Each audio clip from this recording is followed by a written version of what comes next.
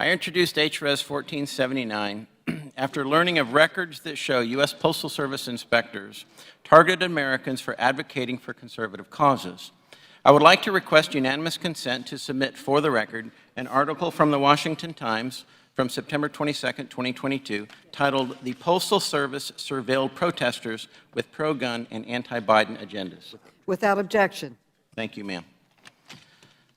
The article also outlines how it was not just conservatives being surveilled, but also people preparing to demonstrate against the police after the shooting of Breonna Taylor that were also being surveilled. My question is, what does that have to do with the United States Postal Service? Most Americans are not even aware that the organization that delivers their mail also runs a surveillance operation called the United States Postal Inspection Service's Internet Covert Operations Program, also known as ICOP, that tracks and collects Americans' social media posts. The Postal Service Office of Inspector General launched an investigation into the ICOP program at the request of this very committee. And I must say that it was at the request of the top Democrat and Republican. So thank you, Madam Chair, for working with us on that. And with that precedent of working together, I hope that we can all agree to favorably report this to the House of Representatives for consideration.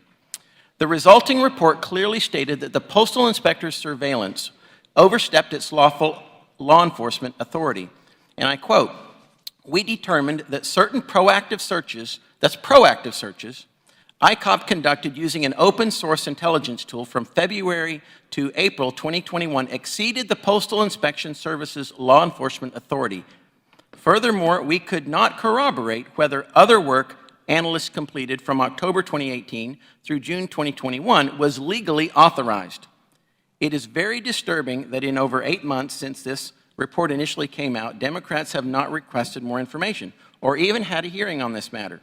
This is the Oversight Committee. How much money has the Postal Service squandered on this program, this ICOP program? We know the U.S. Postal Service is in financial difficulty. We have certainly had hearings on that. We are the committee charged with oversight of the federal government, specifically the U.S. Postal Service, and the Democrat majority has yet to fulfill that duty. Why would any of my Democrat colleagues oppose this ROI? I hope they don't. I hope that you will work with us on this. My ROI simply requests documents about the Internet Covert Operation Program's monitoring of pro-gun, pro-life, or conservative groups. What are in these documents that Democrats refuse to allow Americans to see? I hope nothing. I hope that we get every document.